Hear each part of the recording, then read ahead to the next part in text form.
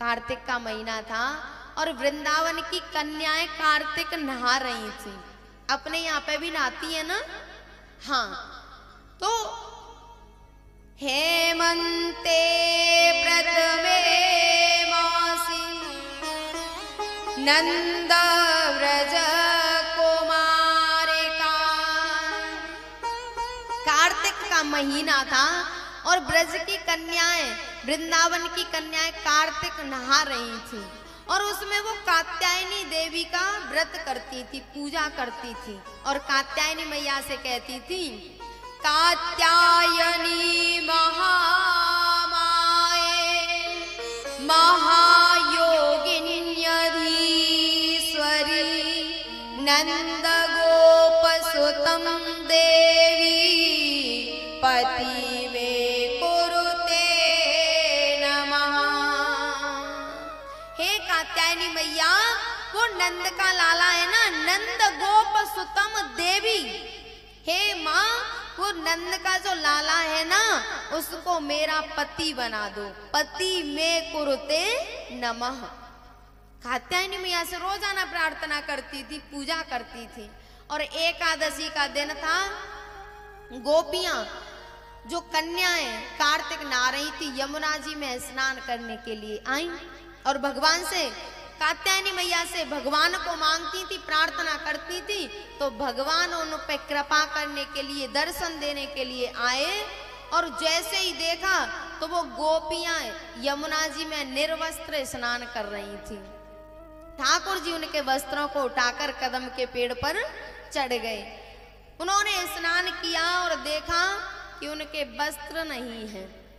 उन्होंने चारों तरफ देखा तो ठाकुर जी कदम के पेड़ पे बंसी बजा रहे थे। गोपियों ने कहा, लाला हमारे वस्त्र दे दो। ठाकुर जी ने कहा, आ जाओ, ले जाओ अपने अपने वस्त्र, पहचान लो किसका कौन सा है। गोपियों ने कहा कि हमें ऐसे कैसे आ जाएंगी, और आ जाएंगी तो ये दुनिया क्या कहेगी, आप यहीं लाके हमारे वस्त्र दे दो। ठाकुर जी ने कहा, गोपियों जब तूने मुझे अपना मान लिया है तो फिर ये पट क्यों, ये वस्त्र है कपट।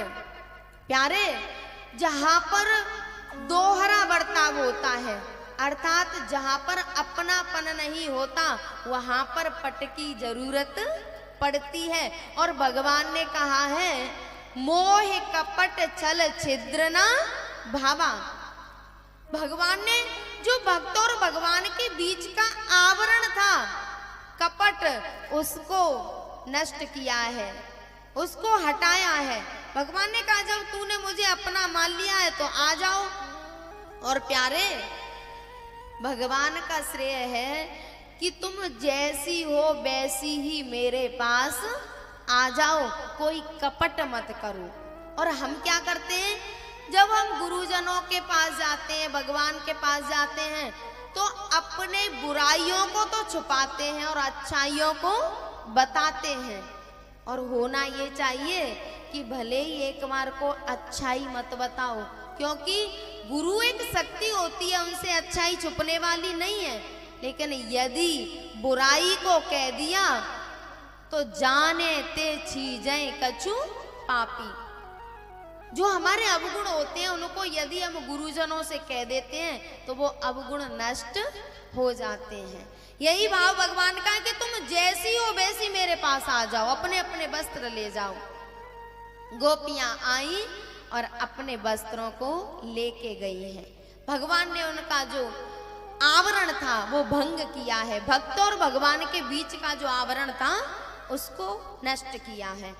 और प्यारे, हम सोचते हैं कि भगवान ने चीर चुराए। भगवान चीरों का क्या करते, वो तो चीर प्रदान करते हैं साहब। द्रौपदी को जैसे ही उसकी लाज बचानी थी तो स्वयं चीर बन के आ गए।